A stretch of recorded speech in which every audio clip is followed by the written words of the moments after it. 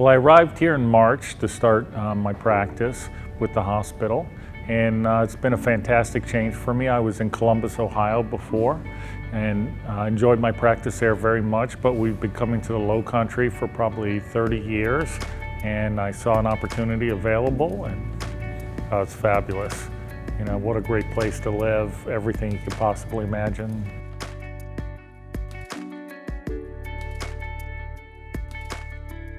Well, I really enjoyed working and practicing in Hilton Head. The hospital is just a super friendly place, easy to figure out. People are very helpful, and the patients have just been fantastic to work with. I brought some of my team with me from Ohio, and we built the rest. And you know, we sort of hit the ground running, and it's been getting better ever since. So I have two physician assistants, Tim and Sean, and they operate with me. They come to clinic with me. They do everything I do. And then we have the OR team. We have some dedicated nurses on the heart team, as well as anesthesiologists that specialize in what we're doing. And then in the intensive care unit, we have, again, some specialized nurses. We call them the heart team. And so it's a group effort.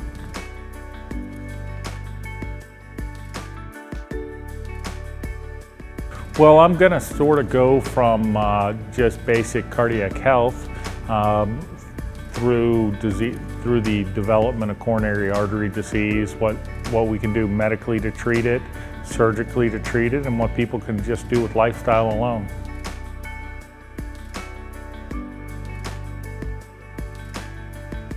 So, in general, to keep your heart healthy, it's not that complicated. But no matter what you do, you're going to get older, and but it's better than the alternative. So the general things about heart health are no mystery. You know, it's a modicum of activity, regular activity, walking if you're older, if you're in your younger age, maybe jogging or some other aerobic activity. But it's doing that on a regular basis. You know, not once a year, like the day after Thanksgiving doing the turkey trot. So you want to do something, you want to go for a walk or do something 3 days a week at a minimum, maybe a little more. The biggest thing you can do is avoid smoking. Unquestionably, smoking has the largest adverse health consequences on your heart and ultimately your lungs and other organs in terms of cancer risk. But if you avoid smoking, do that, you're off to a good start. And then the third thing is diet. So, don't go to fast food restaurants, eat a good diet. Not super complicated for you guys. Kids in school, it's sort of become a national crisis. It's an interesting thing. School lunches, the whole school lunch program is sort of downgraded under the Reagan administration, and it's gradually cascaded downward. And what we find in schools now is the school lunch programs are run by fast food restaurants. And so you have your kids getting soda and fast foods for lunch, which is not a really good start. But so you have diet, exercise, no smoking. Now, say you're doing those things, you move along, you're getting older, your genes catch up with you. Coronary artery disease is the #1 cause of death in the United States and in the world. So you're not going to totally get away from that no matter what you do. So what happens next?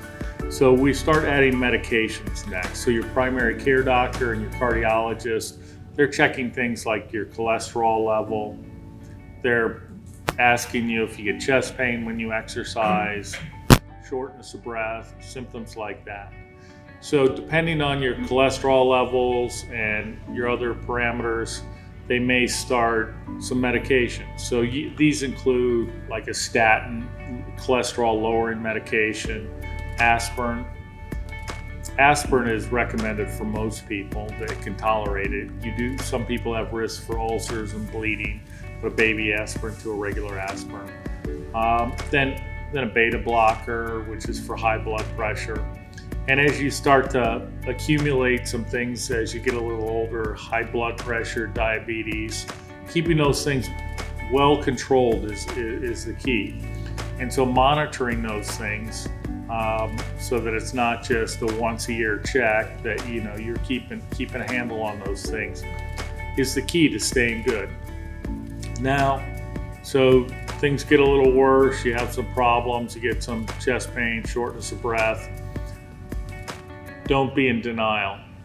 That's the biggest problem we have. So if someone is going along, they say, I'm fine, it's not that bad, it's a little heartburn, it's this and that, and then they have a heart attack. Well, a lot of those people just die before they reach the hospital with things that could be clearly prevented. So when you go to the hospital, usually you're not going to need cardiac surgery, heart surgery, which I'll come to, which is what I do.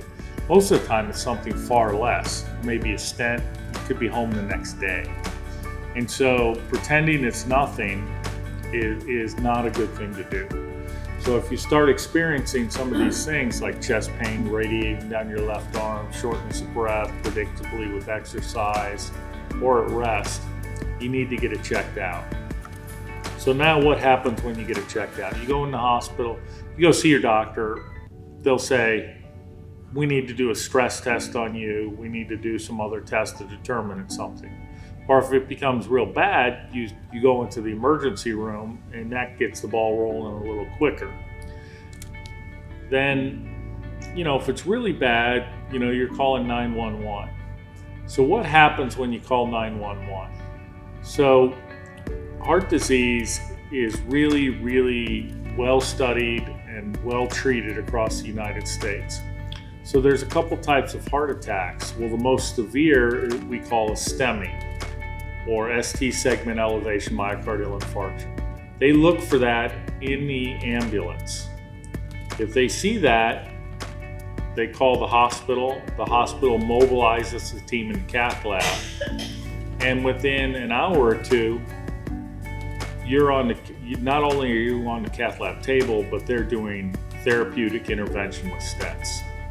And that's across the United States. That's at Hilton Head Hospital. That's at all the hospitals in South Carolina, across the United States, more or less. That's an amazing thing. We have very few things like that. Stroke care is trying to follow that model.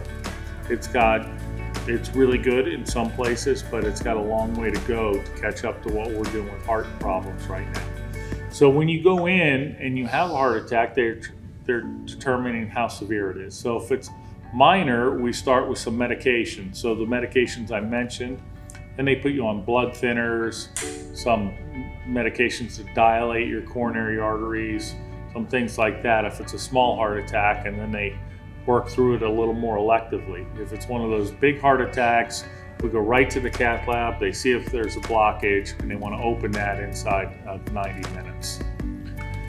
Now, so they shoot their angiogram and they look, and it's really severe disease. So a stent is a little short thing about this big, and it is really good for opening a little short blockage like this.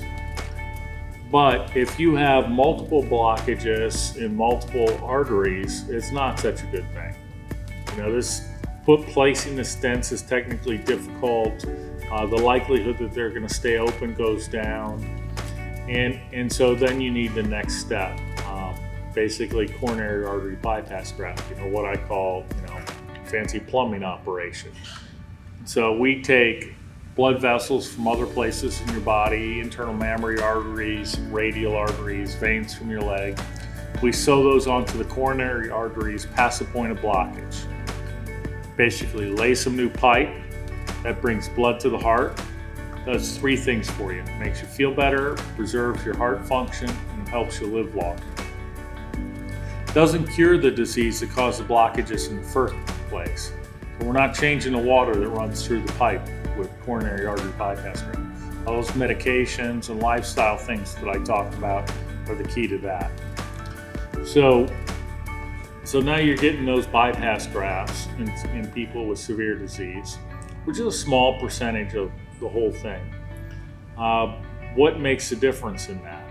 Well, we know a couple things. So not all pipes are created equal. So your internal mammary arteries, these things that run under your chest that we harvest, they're fantastic.